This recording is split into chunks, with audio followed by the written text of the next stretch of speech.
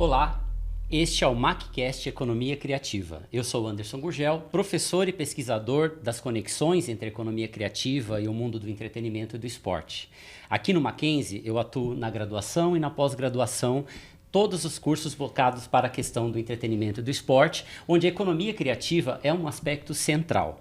A ideia deste programa é, num formato de videocast e bem dialogado, trazer pessoas para conversar com você e tirar do ambiente da sala de aula este assunto fascinante e extremamente atual que é a economia criativa. E para isso, convido você a dialogar com a gente a partir dos convidados que nós traremos nessa série de programas. Neste programa, dialoga comigo o professor e jornalista Márcio Rodrigo. Márcio Rodrigo é nosso professor aqui na pós de entretenimento e mídia aqui do Mackenzie e também especialista na questão dos negócios do cinema e do audiovisual. Márcio Rodrigo vai conversar comigo e vai receber aqui no MacCast Economia Criativa a nossa super convidada de hoje, Liara Oliveira. Doutora em Meios e Processos Audiovisuais na ECA USP, onde integra o grupo de pesquisa Lab Arte e Mídia, Laboratório de Arte, Mídia e Tecnologias, é mestra em Artes Visuais, com graduação em Rádio e TV pela Unesp, trabalhou em produtoras independentes, em emissoras de TV, Rede Globo e Canal Futura, lecionou na graduação e pós-graduação Unisa, FIAM-FAAM, Centro Universitário Belas Artes, SENAC e Casper Libero. Atualmente é professora no curso de graduação em Cinema e Audiovisual da SPM e professora convidada na pós-graduação da FAAP. Este é o currículo da Liara, que está aqui conosco. Bem, Márcio e Liara, obrigado novamente por terem aceitado o convite para esse primeiro programa que nós estamos fazendo aqui do MacCast Economia Criativa. E a ideia é que a gente faça aqui um bate-papo em que a gente possa trazer um pouquinho para os nossos espectadores e ouvintes o universo da economia criativa. Liara, falar de cinema no Brasil exige que a gente traga para o centro da conversa um pouco do que você está fazendo hoje. Eu acho que a SPCine, dentro do universo do mercado de cinema e audiovisual brasileiro, hoje é uma referência para nós, é uma referência para todo o mercado. Então eu queria começar por aí. Você pode me falar um pouquinho do seu trabalho na SPCine e como ele se conecta com a questão da economia criativa? Bom, primeiro eu quero começar agradecendo a oportunidade de estar aqui entre grandes amigos, né, grandes profissionais da economia criativa, pensadores da cultura, né, e da criação audiovisual aqui no nosso país. Eu estou na SPCine, né, então dar aqui um pouquinho o contexto do que é a SPCine, enfim.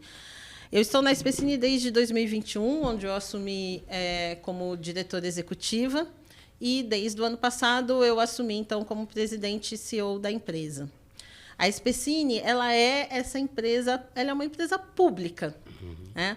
É uma empresa pública, uma estatal, mas ela é municipal. Então, nós somos ligados à Prefeitura da cidade de São Paulo pela Secretaria de Cultura e, mais recentemente agora, também Economia Criativa, né? Então, isso foi uma mudança recente que aconteceu. A partir agora do início de 2025, foi que a Secretaria mudou de nome. A Secretaria antes era só Secretaria de Cultura e agora ela é Secretaria de Cultura e Economia Criativa. Então, acho que é bacana a gente poder falar um pouquinho sobre isso. Já está no nome, né? Já está no nome. E por que está no nome? Porque faz sentido hoje a gente pensar cultura e economia criativa, né? Eles são ações, são situações que se completam, né, em termos conceituais, mas não só no termo conceitual, também na prática. Eu lembro quando eu escutei pela primeira vez o termo economia criativa, eu cheguei a pensar que era uma heresia falar de economia criativa, porque eu vinha de um universo do mundo da cultura, da arte, né? E falar de economia, eu achava que estava misturando tudo. Falei, não, vocês não estão entendendo nada. Estão misturando tudo, né? Isso não faz muito sentido. Mas isso já faz mais ou menos uns 15 anos. Sim. De lá para cá, eu fui entendendo que economia criativa, sim, fazia todo sentido. Faz todo sentido. Então, para a gente entender também que isso é um processo de construção. Então, nós estamos falando de novas economias, de novas indústrias, de novos mercados de trabalho, de novos modelos de negócio. Então, dentro dessa contemporaneidade do que a gente pensa que é a economia e do que a gente pensa que é a cultura, que são as artes, né, faz todo sentido, sim, a gente pensar em economia criativa, em uma economia que é mobilizada a partir de processos criativos, do que você, com processos criativos, pode gerar economicamente. E hoje a gente já entendeu que a gente pode gerar muito economicamente, né? Então, não é uma coisa aleatória, como há 15 anos atrás eu imaginei que, né, soava sempre. Eu me lembro muito bem disso. A primeira vez que eu escutei o termo, eu falei, nossa, né, como assim? Né? Economia é uma coisa, criatividade, né, é outra. Mas não, faz todo sentido, né? E hoje eu entendo isso. E pensar que a Secretaria de Cultura da cidade de São Paulo também está passando por essa transformação. Né? Foi uma transformação que a gente já viu, por exemplo, acontecer no governo do Estado, né? Que aconteceu, né? E foi ampliando o seu escopo de atuação, e que a gente está vendo acontecer agora na economia criativa da cidade de São Paulo.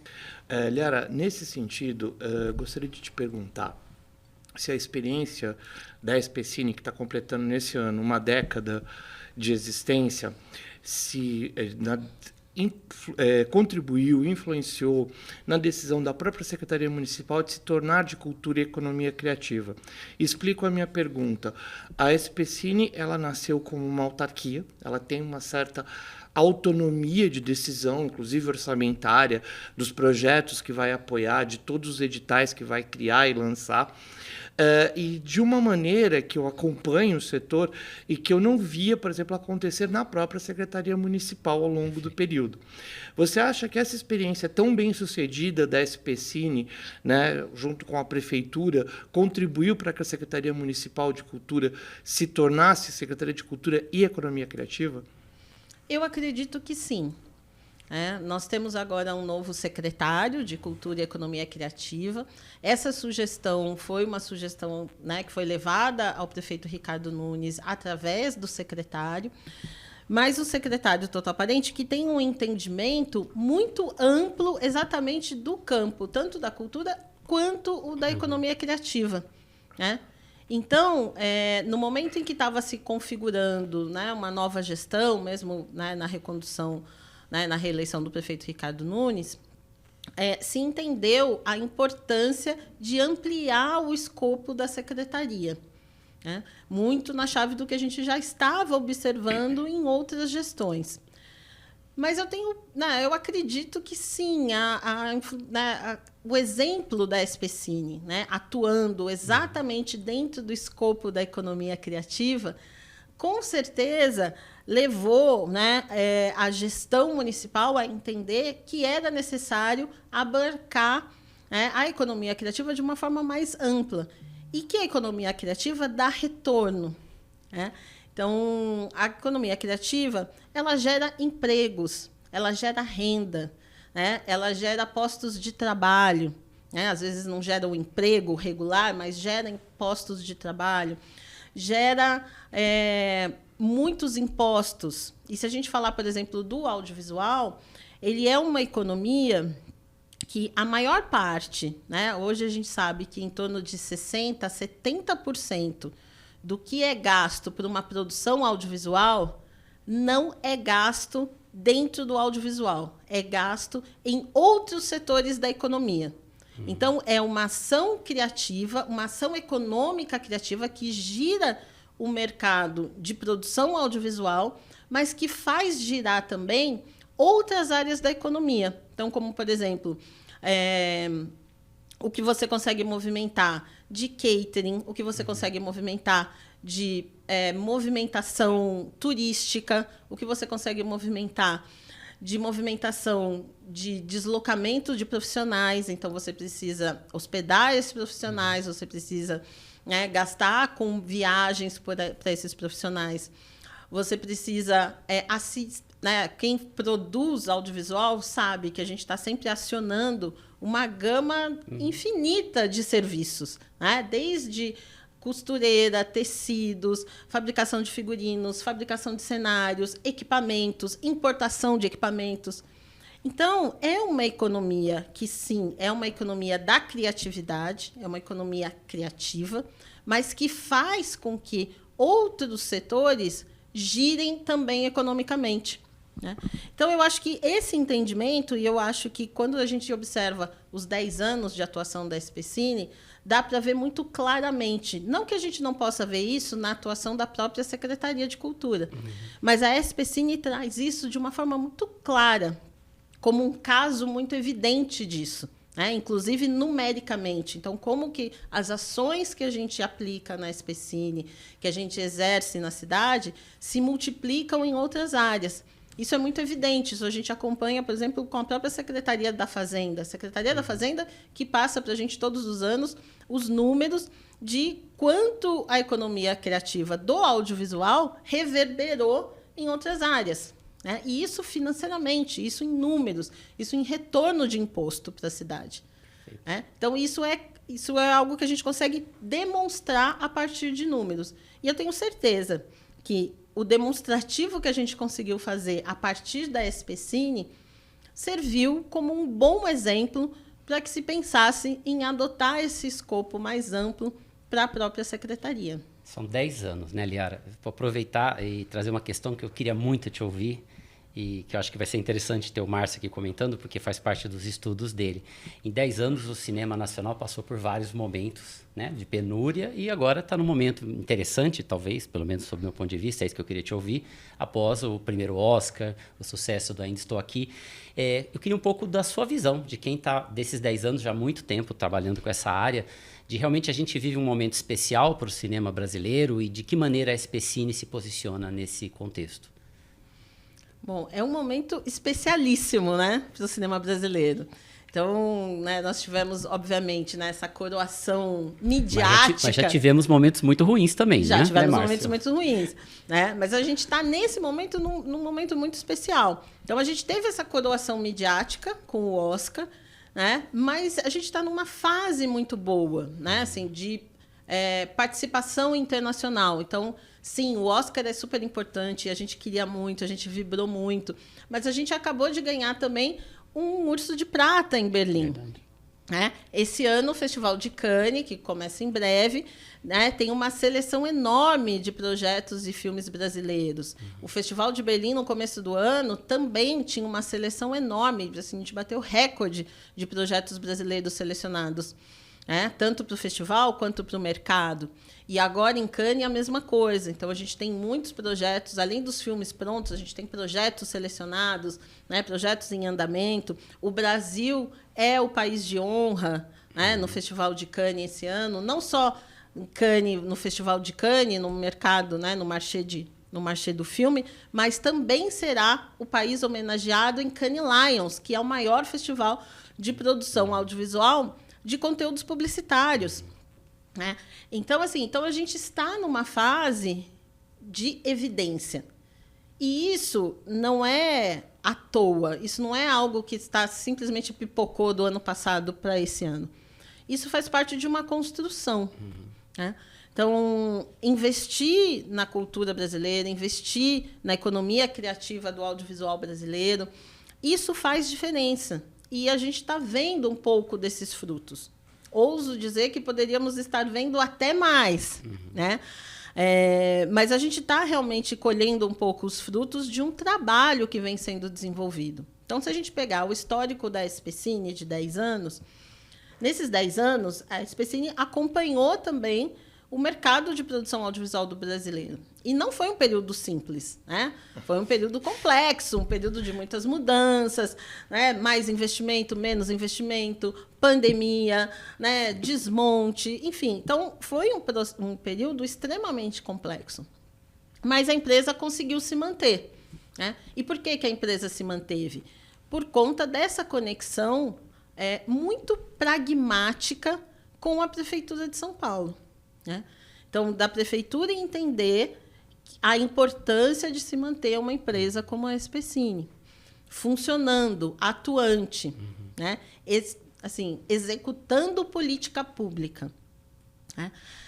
No Brasil, a gente tem um problema muito sério, né? Talvez o Márcio possa comentar também, que é o problema da descontinuidade das políticas públicas. Sim, verdade. Então, a gente tem um histórico longo de políticas públicas para o cinema, para o audiovisual brasileiro, para a radiodifusão brasileira, mas períodos de muito incentivo e períodos de zero incentivo, né?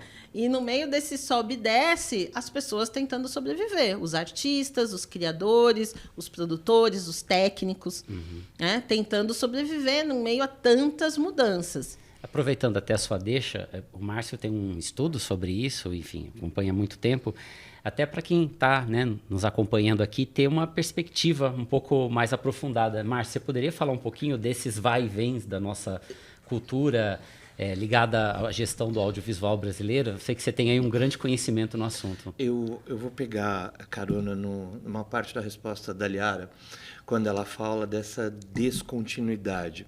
Eu acho que tem 2 pontos a ser observados aí sobre essas políticas públicas, né, que vêm no cinema desde a era de Getúlio Vargas, na década de 30. A primeira, a demora que nós temos para legislar sobre esse setor. Então, por exemplo, a gente olha o mercado de streaming hoje no Brasil, né, muito efervescente, tanto do ponto de vista do negócio das plataformas, quanto das parcerias de produções geradas entre players, muitas vezes internacionais, hollywoodianos, e as produtoras brasileiras, e nós ainda não temos um marco legal, né, votado e definido sobre esse assunto, e ele se torna cada vez mais urgente, dado, inclusive, esse momento muito efervescente e positivo que a Liara está colocando aqui. Então, a gente tem um cenário que, primeiro, eu acho que a gente demora muito para legislar, né? A gente passa grandes períodos, isso foi com o cinema, foi com a televisão, depois foi com a TV paga, até a Lei 12.485/11. Quanto tempo nós tivemos até ter uma lei que comportasse o acesso condicionado, e hoje nós vivemos isso com o marco regulatório do streaming, né?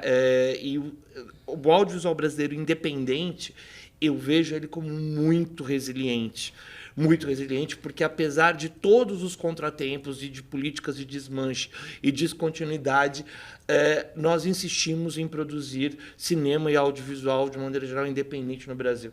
Eu acho que esse mérito muitas vezes vem de empresas como a da SPCine, que foi ali e há 10 anos começou e nunca mais parou, independentemente de qual governo ou qual partido estivesse no poder naquele momento. Por um outro lado, quando eu penso, né, em cinema, eu vejo, por exemplo, nesse momento, o que me encanta, né, que me dá esperanças, nós temos grandes filmes, né, no sentido de potencial de vendas de ingresso de consumo, como Ainda Estou Aqui, que fez mais de 5.800.000 ingressos, conforme a Ancine nos disse. Nós temos filmes médios nesse momento, né, no sentido de potencial de venda de ingressos, indo muito bem, como agora o Agente Secreto, do Kleber Mendonça, que está, de novo, concorrendo à Palma de Ouro, que é o prêmio máximo de Cannes, fora os outros filmes que foram indicados para várias mostras que compõem o Festival de Cannes. E nós temos pequenos filmes de nicho que tem desempenhado muito bem, como é o próprio caso de uma pequena obra de arte que eu acho que ficou um pouco eclipsada nesse período do Ainda Estou Aqui, que é o Baby, que teve muito incentivo, inclusive, da SPCine, né? Um apoio muito grande, e que é um filme precioso e que está rodando a Europa dentro dos circuitos de arte de nicho e tem feito muito sucesso. Ele está há semanas em cartaz na França, né? E é um trabalho que começou aqui, ele tem muito a ver com São Paulo, com essa visceralidade, com essa diversidade que é a cidade de São Paulo e que também está no jogo nesse momento. Então, eu acho que nós temos uma diversidade de filmes, né, com potenciais distintos de consumo, de produção. Nós temos hoje parcerias acontecendo de streaming, seja em séries, seja em filmes próprios para isso, e isso precisa ser aproveitado. É um momento estratégico da gente alinhar tudo isso, né, para que o audiovisual independente, o cinema, caminhe cada vez mais com força, com musculatura, que não fiquem tão reféns desse ou daquele governo, dessa ou daquela política, pelo menos na minha leitura. Assim, o Brasil me ensinou nesses últimos 30 e tantos anos, quando eu comecei a pesquisar isso, que é tudo muito instável do ponto de vista político. Então, a gente tem que começar a se estruturar bem pelo próprio setor, aproveitando os apoios que a gente tem como da SPCine. Muito legal, Márcio. Você citou o Baby, né, que é um filme realmente uma belíssima história, um belíssimo filme, e que coloca a cidade, né? A cidade faz parte da história. E não sei se você concorda, enfim, tem outra ideia. Eu queria justamente perguntar se desse período todo, na sua atuação frente à SPCine, o que seria, ou quais seriam os seus xodós, os seus exemplos legais de iniciativa que vence essas descontinuidades, essas dificuldades todas que são trabalhar com cultura e audiovisual no Brasil. Quais seriam aí as referências que você traria para a gente? Bom, eu tenho uma alegria imensa em trabalhar na SPCine, assim, imensa mesmo, assim, desde que eu entrei e fui me apaixonando por gestão pública. Porque quando eu entrei na SPCine, eu já trabalhava há muitos anos, né, com produção audiovisual. Então, sempre trabalhei com produção, né? Sou formada em rádio e TV e sempre trabalhei com produção audiovisual, produção executiva. Depois fui para a área criativa e acabei voltando para a produção, que eu achei que, na verdade, é onde eu funciono melhor mesmo. E fui fazer gestão de projetos, enfim. Então, e acompanhando a SPCine já há bastante tempo, né? Mas do lado enquanto sociedade civil, enquanto produtora, enquanto aquela que demanda, que está atenta aos editais, ao que está saindo, questionando, né? Então, sempre nesse lugar.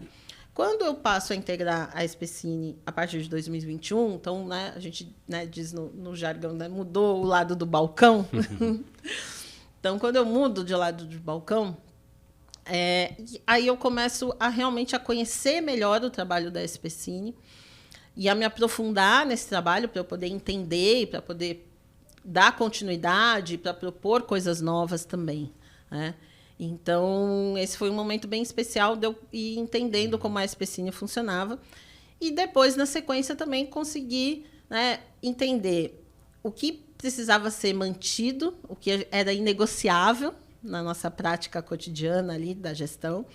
Então, o que precisava ser mantido, o que poderia ser revisto, descartado, descontinuado, para se pensar numa ação nova, e quais eram os novos caminhos que a gente queria propor, né? Então, nesse sentido, nesse período, tem algumas ações super especiais. Eu acho que, primeiro, pensando exatamente nessa questão da política pública e nesse problema da descontinuidade que a gente costuma ter no Brasil. Então, desde que eu entrei na SPCine e comecei a fazer parte da gestão da SPCine, sempre houve uma preocupação, né, junto à presidente anterior, que era a Viviane Ferreira, sempre houve uma preocupação nossa em amarrar institucionalmente tudo que a gente estava construindo, para que, né, daqui uns anos, né, ela saindo, eu saindo, os outros mudando a diretoria, a presidência, os programas fossem preservados, né? Então, isso já era algo que era uma preocupação que acontecia na SPCine desde que ela foi criada, né? Então, desde que ela foi criada, já existia essa preocupação. Então, as coisas foram amarradas como leis, decretos, portarias, né, para que as coisas ficassem institucionalizadas. Então, a gente procurou institucionalizar algumas coisas que ainda não estavam formalizadas e tudo que a gente foi propondo de novo, a gente já foi propondo de uma forma a se tornar institucionalizado. Entendi. Né? Então, nesse sentido... Porque esse é o segredo para não ficar nas oscilações políticas. Exato. É isso que a gente tem que fazer, a gente tem que amarrar. E como é que a gente consegue amarrar isso? Primeiro, eu acho que é mantendo um diálogo com a sociedade. Então, a SPCine sempre primou muito de manter um diálogo. Então, a gente tem Conselho Fiscal, Conselho Administrativo, Comitê Consultivo. Nós criamos o Fórum SPCine. O Fórum SPCine é um momento super especial de encontro do setor audiovisual para discutir política pública. Então, são 3 dias de encontro presencial para discutir política pública. Ele surgiu, né, daquela vontade que a gente estava pós-pandemia de encontrar o setor, encontrar as pessoas do setor, que fazia tempo, né, uns 2 anos que não aconteciam eventos, onde as pessoas não conseguiam se encontrar. Então, esse fórum ele surgiu dessa vontade, logo quando a gente estava voltando, saindo da pandemia, em 22, mas a gente percebeu que tinha espaço para que ele continuasse. Então, esse ano a gente está indo para a quarta edição do Fórum SPCine, e é um evento que se tornou caro ao setor audiovisual. Então, isso é uma coisa que me dá muito orgulho, né? E a gente tem tentado amarrar institucionalmente essas ações. Uma outra ação que eu também... que foi uma ação de fortalecimento muito importante, foi a gente ter conseguido a ampliação do circuito SPCine. Então, o circuito SPCine, que são as nossas salas de cinema públicas, né? A gente tem salas em equipamentos da Secretaria de Cultura, mas a gente tem a maior parte das salas em equipamentos da Secretaria de Educação, que é outra secretaria com a qual a gente se relaciona muito. Então, o circuito SPCine tinha 20 salas. Hoje, a gente tem 32 salas do circuito. Então, a gente leva o cinema para os bairros mais periféricos. Os bairros mais periféricos, super distantes. acessíveis, né? A maioria das salas são gratuitas. Então, todas as salas, são 27 salas que ficam dentro de CELS. Então, elas são salas gratuitas. E a gente tem 5 salas que ficam em centros culturais. Então, essas salas têm um custo, mas também é um custo popular, né? Porque toda essa mecânica de difusão, esse grande programa de difusão, é bancado pela Prefeitura. Então, uma parte pela Secretaria de Cultura e uma outra grande parte pela Secretaria de Educação. Né? Então, a gente vai amarrando esses tratados. Né? A gente tinha como plano de metas da Prefeitura ampliar 10 salas. E durante, né, o percurso, e não foi simples, foram 2 anos, né, de negociação, de articulação, escolhe aonde vai ser, faz licitação para os equipamentos, instalação de equipamentos e tudo mais. Foram 2 anos nesse processo, né? Mas um processo que é isso, é muito dialogado, é todo formalizado, vai e volta várias vezes, debate com a Secretaria de Educação, debate com a Cultura, debate com a Casa Civil, debate com a Secretaria de Fazenda, né? Porque não é simplesmente, vamos abrir mais 10, né? Mais 10 ou 12 salas, né? Eram 10, a gente conseguiu abrir 12. E tem um bom público? Temos um ótimo público. Muitas crianças. Porque eu fiquei, enquanto te ouvia, né, fiquei pensando nos profetas do Apocalipse que decretaram o fim do cinema durante a pandemia, né, e a gente vê a criançada, né, eu acredito que muitas ações devam ser educativas, envolvendo crianças em escolas, né, isso acho que está formando um novo público. Sim, a gente pensa o programa, né, que é o Circuito SPCine, em várias chaves, né? Então, na chave de difusão para o audiovisual. Então, fazer com que a experiência do cinema chegue, né, às mais diversas pessoas. Formação de público, né, e formação de rotina cultural. Isso que é bacana, porque você oferece um espaço cultural perto da casa da pessoa. Né? E a gente está falando de muitos lugares onde, né, a gente faz avaliações que é praticamente um deserto cultural.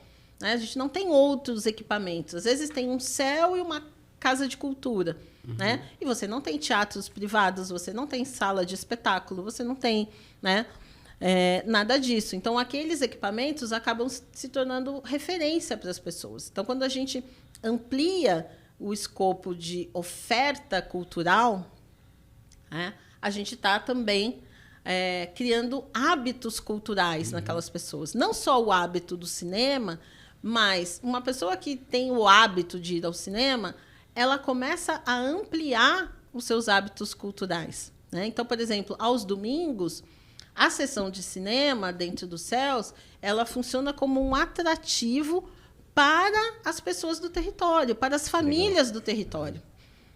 Durante a semana, é muito as crianças das escolas, né? As escolas fazem os agendamentos e vão, apesar que todas as sessões são abertas para todos os públicos. Mas a gente consegue ter essas trocas. Então, durante a semana, a gente tem mais um público das escolas, e no final de semana são as crianças que contam para os pais e que querem voltar para o cinema, que levam os pais, que levam a família, né, para frequentar as salas. Então, é um processo extremamente sofisticado mesmo, de formação de público. né? E a gente já entendeu isso desde o início, mas levou um tempo para a gente demonstrar, por exemplo, para o próprio setor audiovisual, que essas sessões elas não concorrem com as sessões do circuito comercial, né?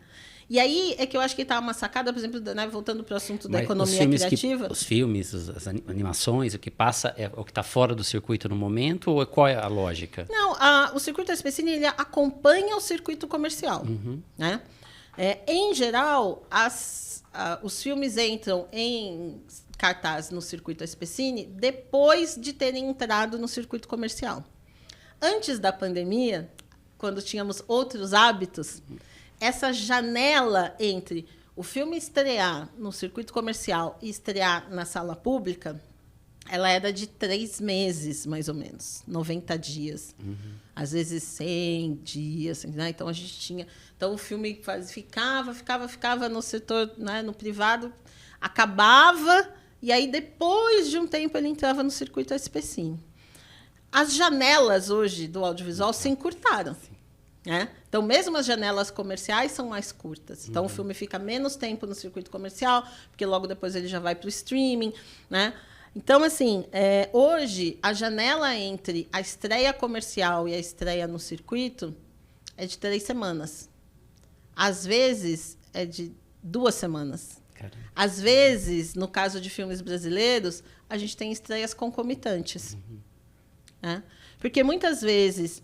Esse público que assiste dentro dos céus é um público que, se não assistir ali, ele não vai assistir no circuito privado. E aí, desculpa, mas eu acho que existe um ponto muito importante aí, que eu acho dessa ampliação que eu acompanhei, né, o trabalho, de ver a SPCine trabalhando, que vocês observaram uma política, para mim, muito positiva dentro de uma cidade como São Paulo, que é observar o IDH de onde essas salas foram instaladas, essas novas salas foram instaladas.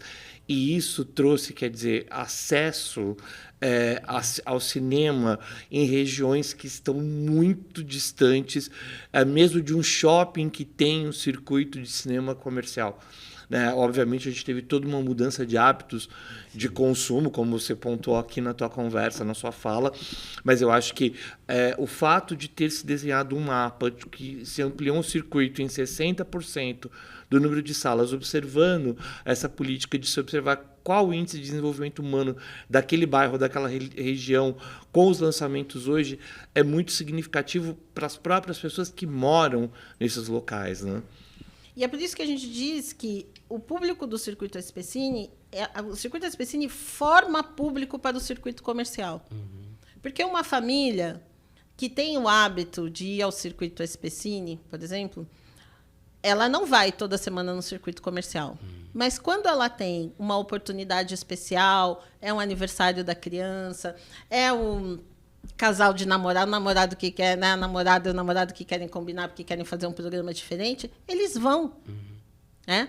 Então, não é um público que vai fagocitar ou vai concorrer. Pelo contrário. Né? Você ter a oportunidade. Por quê? Quando você vai por exemplo, ver uma sessão no céu, ela é uma sessão que, tecnicamente, não deixa nada a dever para uma sessão no shopping. Nada. A tela é a mesma, o som, a gente faz a adequação sonora, a projeção, tudo é a mesma coisa. Né? Mas você está dentro de um equipamento da educação. Então, tem uma série de limitações. Né? Muitas vezes, assim, nas sessões comuns, não pode comer pipoca. Né? A gente não tem bomboniere né? Dentro do céu. Né? Às vezes, em sessões especiais, Dia das Crianças, as inaugurações, tal, quando a gente faz sessões especiais, a gente oferece, né, a pipoca. Mas, por exemplo, não tem bomboniere, né? Tem um horário limitado da sessão, tem uma questão... Também tem todo um trâmite para se frequentar aquela sala, que é diferente do trâmite da sala comercial. Né? Então, uma família que vai ao cinema, né, 1 ou 2 vezes por semana, por mês, numa sala gratuita, quando ela tem oportunidade, né, de pagar e tem uma, né, que é uma celebração especial, ela vai ao shopping e compra o seu ingresso. Sim. Né? Cria-se o hábito, né? Porque você criou o hábito. Perfeito. Né? Então, por isso que eu digo que pensar a economia criativa é muito mais complexo e muito mais amplo do que você pensar, não, então eu estou tirando daqui porque aqui está roubando o público dali. Não é assim que funciona. Né? Você tem que analisar a situação de uma forma muito mais ampla e quais são as camadas que elas, né, que elas oferecem. Né? Porque senão você se perde. E achei engraçado porque assim, o Pantera Negra 1 estreou foi durante a pandemia, né, se não me engano. Foi um pouco antes. Foi um pouco antes. Pouquinho 2019, foi antes da pandemia. Foi antes da pandemia. Foi um grande sucesso, porque as pessoas conseguiam ir ao foi cinema antes, ainda. exatamente, foi um pouco antes da pandemia. E o 2 estreou um pouquinho já no final da pandemia, né? Já na saída, assim. Quando a gente estreou o 2, muitas salas não tinham recebido o 1, o Pantera Negra 1. Então, as pessoas pediram para que passasse o Pantera Negra 1. Olha. Então, a gente conseguiu fazer algo que, né, o circuito comercial agora parece que está começando a entender um pouco mais, né, o valor de você resgatar alguns outros filmes. Mas, assim, algo que não é comum no circuito comercial. Né? Agora está se tornando um pouquinho mais comum. A gente conseguiu fazer sessões do Pantera Negra 1 para as pessoas verem. Né? Legal. Então, assim, isso são possibilidades que uma sala que não está obedecendo à lógica do circuito comercial, porque o circuito comercial está sempre pautado no lançamento. Né? Por isso que eu digo, a gente acompanha, mas a gente não é igual ao circuito comercial. Então, a gente acompanha assim, um pouquinho à distância. Às vezes a distância encurtando. Ainda tem uma distância. A gente fala da aceleração, esse é um exemplo positivo, né? Então, a aceleração no sentido de estar chegando cada vez mais rápido. Ao você falar do Pantera Negra, enfim, aí eu pensei em Disney, Marvel, e aí eu queria trazer uma pergunta que até já estava antes aqui, mas eu achei que esse assunto mais ligado a políticas públicas estava mais interessante, que eu queria resgatar um pouco. Nós acabamos de comemorar, né, o Brasil acabou de comemorar os 60 anos da Rede Globo.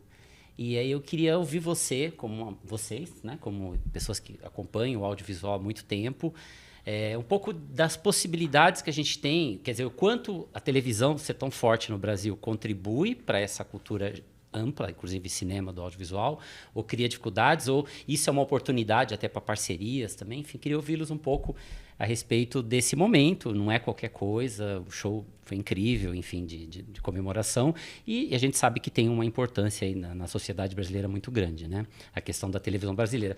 De que maneira que a gente pode ler essa relação do brasileiro com o audiovisual televisivo e o desafio que isso coloca quando a gente pensa cinema, streaming, enfim? Olha, eu acho que o fato de nós sermos criados pela televisão brasileira, né, de termos essa referência, é extremamente positivo, porque nós somos um país, né, que está acostumado a consumir audiovisual brasileiro. Porque nós fomos criados, né, foram gerações e gerações criadas na frente da televisão e consumindo novela brasileira, telejornal brasileiro, série brasileira, né? Então, assim, eu acho que isso é extremamente positivo. O que a gente tem, historicamente, de produção, e aí eu acho que talvez, né, foi onde se pesou um pouco a mão demais, né? E aí a gente precisa estudar história política e social do nosso país e da comunicação do nosso país. Mas, né, só para encurtar um pouco aqui, o que eu acho que fez com que as emissoras de TV se tornassem muito fortes no Brasil. Não só a Globo, mas, obviamente, a Globo, né, a mais forte de todas. O fato de que foi um setor economicamente e politicamente protegido. Então, assim, a gente teve uma série de legislações que permitiu que a televisão brasileira se tornasse o que ela se tornou. Se a gente olhar, né, a grosso modo, comparando o Brasil com os Estados Unidos, o que a gente vai perceber? Nos Estados Unidos, existe uma legislação que priorizava a produção independente, priorizava a produção hollywoodiana. Né? Então, na legislação americana, a maior parte da produção audiovisual exibida pelas emissoras tem que ser de produção independente ou de coprodução. Não pode ser de produção exclusiva da emissora. Entendi. Aqui no Brasil, não. Aqui no Brasil, a gente teve, né, essa permissividade com as grandes empresas, porque já faziam parte de grandes conglomerados de comunicação aqui no Brasil. E essas empresas tiveram uma permissão para produzir, se elas quisessem, 100% do seu conteúdo, né? E isso foi bom, porque isso fez com que a gente tivesse esse vigor com a produção audiovisual, mas isso também, de uma certa forma, limitou a produção audiovisual independente no Brasil durante muito tempo, né? Então, a produção audiovisual independente no Brasil estava restrita a 2 nichos: produção publicitária ou produção para cinema, né? A gente não tinha produção independente para a TV no Brasil durante muitos anos, né? Isso só vai mudar quando chega a TV paga. Sim. Né? Mas aí a gente já tinha um lastro de estrutura das empresas, né, que não tinha mais como mudar isso. Né? Então, eu acho que a gente tem que olhar para todos esses lados. Não dá para dizer, isso foi bom, isso não foi bom, aqui funcionou, nos Estados Unidos não funcionou, lá funcionou melhor, aqui funcionou pior. Não, foram escolhas políticas, sociais, econômicas, e acho que é importante a gente saber disso. São escolhas econômicas que são feitas, né? Elas não são escolhas aleatórias, porque a gente está muito acostumado a pensar produção audiovisual, a pensar TV, cinema, pelo lado criativo. Né? E a gente se esquece que essas grandes decisões, na maioria das vezes, elas não são tomadas levando em conta o lado criativo, mas sim levando em conta questões econômicas e políticas. E aí reforça a ideia de economia criativa, né? Tem uma série fazendo muito sucesso na Apple TV, né? The Studio, o Estúdio, e que mostra todos esses bastidores e que as questões de negócio são fundamentais, né, Márcio? Você quer comentar alguma coisa? Não, eu penso que quando a gente se depara com, né, um caso como o da Rede Globo completando 60 anos, a gente tem que pensar que a Rede Globo se tornou para nós uma grande matriz de formação cultural, não apenas audiovisual. Eu conheço brasileiros que jamais leram um romance, eu conheço brasileiros que nunca entraram numa sala de teatro, nunca entraram num museu ou num centro cultural, mas eu não conheço brasileiros que nunca tenham assistido, de qualquer geração, algum momento, um programa da Rede Globo de televisão. E isso nos formou e forma culturalmente dentro dessa perspectiva que a Liara coloca tão bem, que são escolhas, sim, econômicas e políticas desse país, e que preparam a gente para o que vem na sequência. E penso que a Globo, dentro dessas escolhas econômicas e políticas de formação de matriz cultural, quer dizer, nós temos um mercado dentro do cinema de exibição no Brasil que faz 100 anos esse ano, segundo levantamentos da Anita Simes, da Unesp, que é dominado a venda de ingressos pelo produto hollywoodiano. Imagine se nós não tivéssemos feito essa escolha na televisão econômica e política por uma televisão brasileira, de conteúdo brasileiro, hoje o que seria o nosso mercado de audiovisual.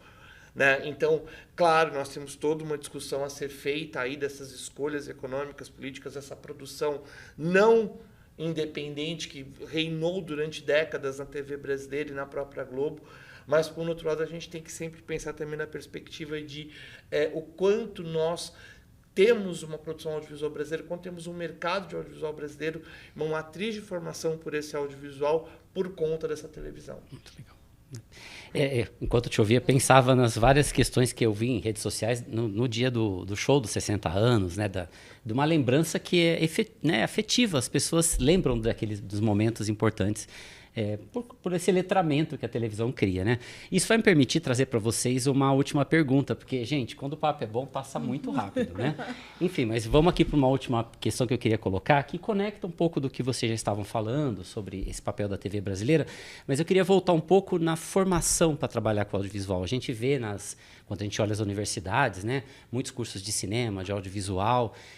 Qual que, na visão de vocês dois, queria ver a Liara pela SPCine, mas também é legal ver o Márcio pelos anos todos trabalhando com essa área, como que vocês veem o papel da universidade na formação dos profissionais para esse mercado que tem um momento tão legal, mas também tão desafiador ao mesmo tempo, O que vocês trazem aí que vocês esperam que a universidade contribua, de fato, na formação de quem vai trabalhar com audiovisual e cinema, né, por consequência?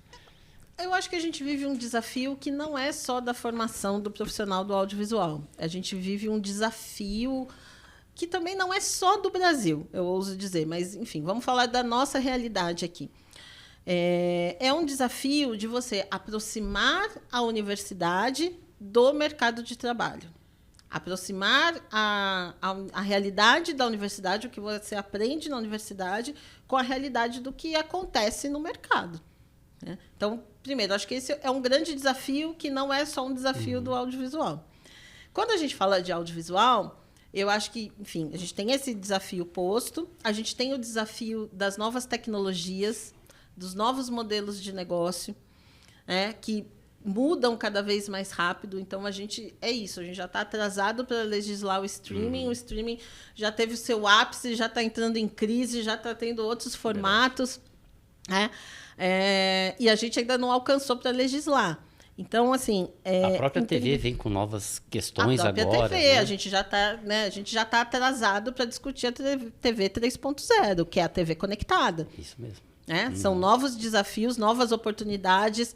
É por isso que eu sou uma defensora da TV aberta. E eu acho que a TV aberta no Brasil ainda tem muito a oferecer. Né?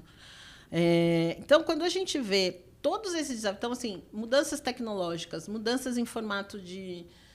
eu acho que é difícil para a gente, dentro da universidade, conseguir acompanhar essas mudanças. Eu não acho que a gente precise estar acompanhando assim, coladinho. Mas a gente precisa formar profissionais que entendam que isso é um mercado dinâmico e que ele precisa continuar aprendendo e que ele precisa buscar conhecimento, ele precisa saber buscar conhecimento. Eu acho que hoje a gente tem um problema muito grande, que é as pessoas não sabem mais buscar conhecimento. As pessoas sabem fazer uma busca na internet. Fazer pesquisa e buscar conhecimento está cada vez mais difícil. Então, eu acho que o nosso desafio, né, o desafio da universidade maior, né, de todos, é esse: fazer profissionais que sejam atuais, que sejam conectados com o mercado e que entendam que é necessário estar se atualizando, que é necessário estar acompanhando o que está sendo feito. Né? O que a gente vê muito hoje dentro dos cursos de audiovisual, muitas vezes, né, o aluno entra, ele só está pensando no cinema, ele está pensando ou na novela da TV Globo, né? Assim, quando o campo do audiovisual hoje é muito maior. E às vezes muitos nem percebem as possibilidades na parte mesmo de gestão, de produção, partes bastante duras do trabalho, né? Pensa mais como ser diretor, escrever o roteiro, atuar. Porque a parte criativa é o que atrai, né?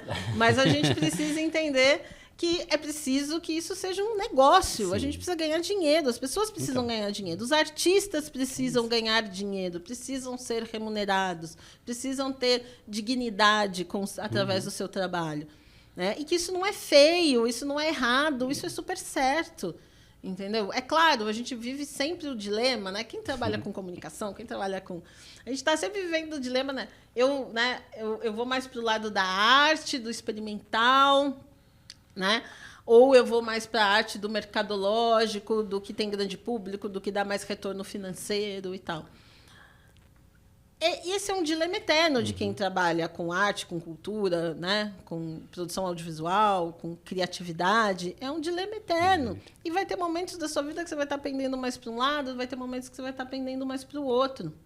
Né? Só que você tem que entender que, na verdade, tudo isso faz parte...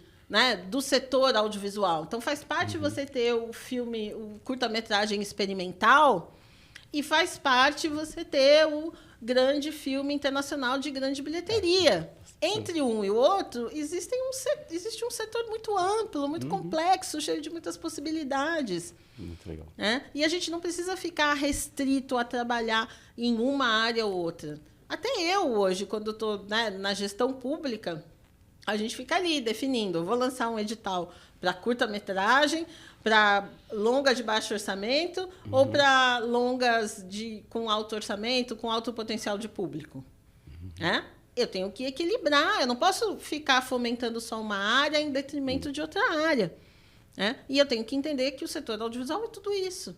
Perfeito. Márcio, você nas trincheiras da sala de aula, como você vê essa questão? Eu penso que nós tivemos, historicamente, no Brasil, todos nós aqui viemos da universidade pública, né? Somos filhos da Universidade Pública Brasileira, e sabemos que durante muitas décadas o que foi fomentado foi exatamente essa relação entre o audiovisual e as artes, né? Quase como se isso fosse um sacro ofício, né? Estávamos ligados muito à questão de arte. E por muito tempo nós preterimos, né, essa questão do mercado, da economia criativa no audiovisual. E que hoje o grande desafio, pelo menos para mim, como um educador que está completando 19 anos em sala de aula esse ano, é pensar que é preciso ensinar pensamento estratégico de mercado na formação do nosso estudante. Dizer para ele, olha, você pode até fazer um filme ultra nichado, que é como o Baby que eu citei anteriormente aqui na nossa conversa. Perfeito. É um filme nichado. Ele é um filme que ele tem um potencial de bilheteria pequeno em relação, por exemplo, a um Ainda Estou Aqui. Mas ele tem dentro desse nicho várias possibilidades econômicas, várias possibilidades de negócio, várias possibilidades que vão dar, né, de parcerias, de coproduções, da fase de desenvolvimento até o final da cauda de distribuição dele e de exploração comercial, seja onde essa cauda de distribuição terminar lá no futuro dele. E isso é o mais difícil, pelo menos como professor de distribuição hoje audiovisual, de tentar transmitir aos nossos estudantes, porque eles chegam, como a gente sabe, como a Liara acabou de citar, muito ligado à criatividade, muito ligado às artes. Meu Deus, dinheiro. Não, eu nunca pensei que eu ia ter que fazer dinheiro com isso.